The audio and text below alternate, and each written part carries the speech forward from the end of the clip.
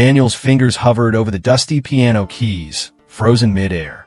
He hadn't touched the instrument since his father died 2 years ago in that silent winter accident. Just a black eye skid, they said, just 1 second of silence that swallowed everything. Since then, the piano room had become a museum of memory, echoing only with dust. At 17, Daniel was known at school for being the quiet kid. He wore his hoodie like a shield, kept conversations brief, and rarely smiled. His teachers thought he was simply shy. His classmates called him cold. No one knew the heavy door he had locked inside. One rainy Wednesday, their literature teacher announced a group project, a short documentary about a personal or local story that taught you something profound. Daniel ended up in a group with Mira, a transfer student who had only been at school for 2 weeks. Mira was bright, curious, and always asking questions others avoided. When Daniel didn't speak much during their brainstorming, she noticed. "Hey," she said, sliding into the library chair beside him. "You look like someone with a story you haven't told yet." Daniel froze, caught off guard. He gave her the usual shrug and lowered his eyes to the table. But Mira didn't move. She stayed silent beside him, letting the moment settle like soft rain. When he finally met her eyes, something shifted. He whispered, "I used to play piano. My dad taught me. He died 2 years ago. I stopped."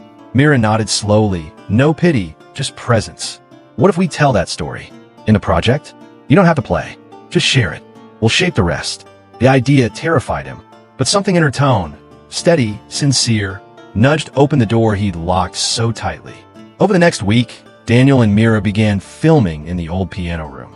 The camera trembled slightly in his hands as he spoke about his dad, their music, the silence that followed his death. At one point, he broke down mid-recording. Mira didn't stop the camera. She walked over and sat beside him. "My sister died in a fire," she said softly. "I was 12. I never talked about it until last year." Daniel blinked. Mira had scars too, hidden like his. That night, he sat alone after editing, watching the raw footage. His voice cracked in places, his hands trembled. But something in it, something real, made him feel strangely alive. Vulnerable but alive. The project day came. Their documentary, titled Sound After Silence, played in front of the class. At first, Daniel wanted to run out. But as the room grew still, his story unfolding on screen, Mira's voice narrating the connective thread of healing through shared pain, he noticed something. People were crying. After it ended, no one clapped. They just sat with it. Until finally, the teacher stood and whispered, "Thank you." Later, classmates approached Daniel, not with empty praise, but with their own stories. One spoke about losing her brother. Another, his mother's depression. One boy said, "I thought I was alone, but I'm not." That night, Daniel did something he never thought he would. He opened the piano bench, sat down, and played. Not a perfect piece, but it was music. Raw, honest, cracked, but real. And through every note, he felt his father again. Morals of the story. Sharing your pain doesn't make you weak. It makes space for others to heal too.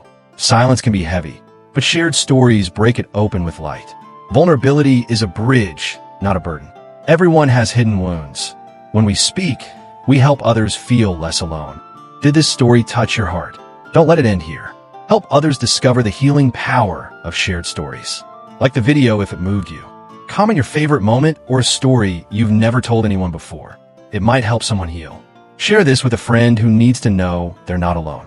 Subscribe to Grandfather Sketch Stories for more emotional, true-to-life stories that stir your soul. Bell and turn on the notification bell so you never miss a moment that could change your day or your life.